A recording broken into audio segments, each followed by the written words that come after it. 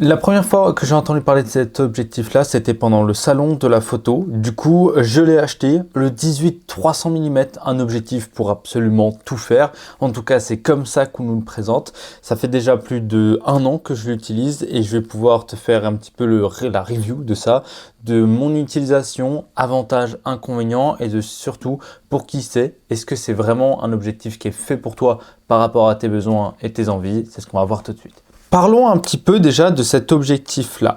Alors, la promesse, 18-300 mm. Tu vois, là, je suis à 18 mm, je peux faire du paysage. Et là, hop, 300 mm, on part directement sur de l'animalier sans problème. Ça, c'est absolument génial. En termes de focale, on a quasiment tout ce qu'il faut. Le seul truc qu'on n'a pas, c'est par exemple un 200-600. Mais voilà, on est vraiment sur une autre catégorie. Alors qu'avec ça, on peut techniquement tout faire. Paysage, portrait, un petit peu plus serré, architecture, etc. 70 mm. Et après, on part directement dans l'animalier et le sportif. Sur le terrain, on a du coup énormément d'avantages.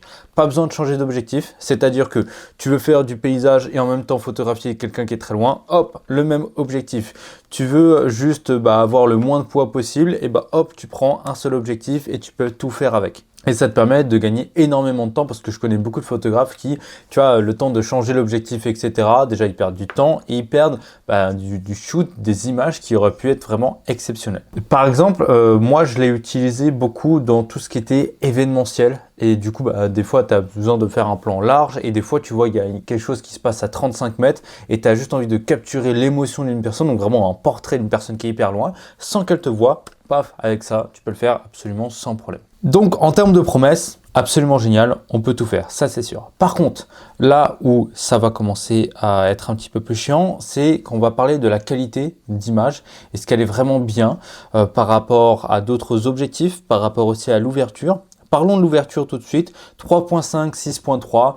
Alors évidemment, on n'est pas sur une ouverture fixe déjà, premièrement, ce qui est un point un petit peu embêtant. Deuxièmement, c'est une ouverture qui, voilà, en fait là il y a 3.5, mais on arrive très rapidement sur l'ouverture à f5. Je crois que quand on est à 50 mm, on est déjà dans le f5.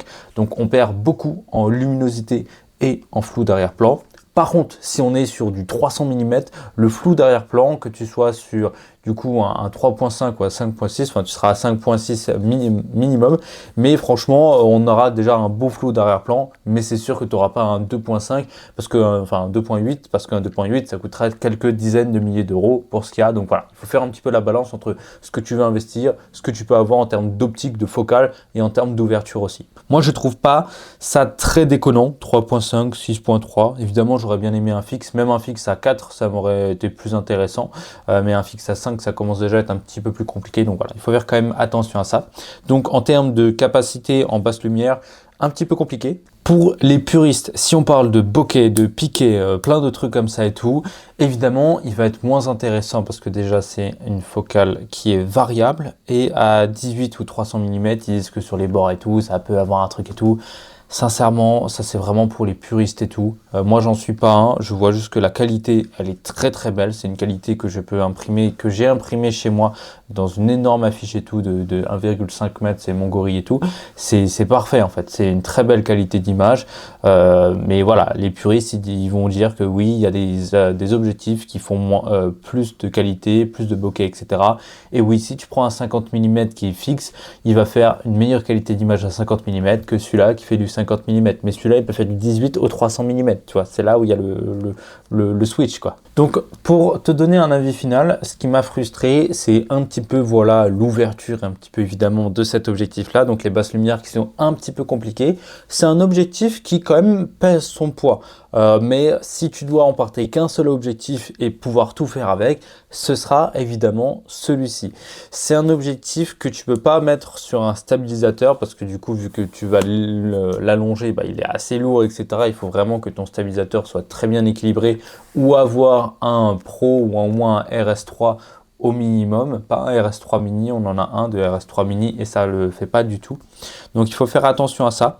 Mais sincèrement, pour l'utilisation que j'en ai eu, quand j'arrive sur, je sais pas, une presta ou simplement moi pour me faire plaisir en rando et tout, je prends que cet objectif-là parce que du coup, ça me permet de faire énormément de types de photos sans me prendre la tête.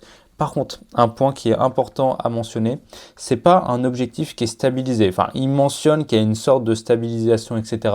Mais on n'est pas sur les objectifs OSS de chez Sony, par exemple, ou sur Optical Steady Shot. Non, là, la stabilisation, elle est pas bonne du tout. Donc en vidéo, c'est compliqué à partir de 50 mm si ta caméra n'est pas stabilisée. Et à 300 mm, et bah, tu vas voir les micro-tremblements directement là-dedans. Donc c'est quelque chose qui n'est pas négligeable. Donc c'est vraiment un objectif que j'utilise pour la photo généralement. La vidéo, c'est possible, mais ça va trembler, donc il va falloir faire attention à ça. Mais sinon, pour la photographie, c'est un banger d'avoir autant de plages focales différentes sur un seul objectif. Pour le prix, en termes de prix, 540 € pour la monture Sony. Il est aussi dispo en Nikon, Canon et je crois qu'il y en a encore une autre, Fujifilm de monture. Voilà, moi je trouve ça vraiment pas cher pour tout ce que ça peut te permettre de faire. Alors évidemment, c'est quand même 540 € à sortir, mais si tu fais de la photographie, c'est peut-être le seul objectif que tu vas pouvoir acheter et ça va te plaire et te faire faire en fait tout ce que tu veux faire. C'est juste pour avoir le flou d'arrière-plan qui va être un petit peu compliqué et les basses lumières. Mais si par exemple tu photographies en journée et tu n'as pas envie de te prendre la tête à emporter plein de matos, plein d'objectifs, à faire des changements d'objectifs pendant ta prestation et tout, ce que je t'assure est super chiant, tu as envie de te concentrer juste sur l'aspect création et du coup ça te permet de te focus là-dessus, ben, je pense que c'est vraiment un objectif qui est fait pour toi. Si par contre tu souhaites faire de la vidéo, etc., je ne te conseillerais pas d'aller dessus parce que c'est un objectif qui n'est pas stabilisé, qui est vraiment fait pour la photo et rien d'autre. Donc voilà un petit peu pour cette vidéo. Si tu as la moindre question sur cet objectif là ou même si tu l'as déjà et que tu as quelque chose à nous dire, l'espace commentaire est fait pour ça. Si tu veux l'acheter pour 540 €, tu as le lien directement dans la description. Je crois que c'est le lien le moins cher que j'avais trouvé jusqu'alors et ça amène directement sur Amazon. Tout le monde connaît Amazon, c'est nickel. Tu peux le tester 30 jours, le renvoyer si ça te plaît pas, te faire plaisir et tout. Enfin voilà, je te fais de gros bisous, abonne-toi à la chaîne, ciao.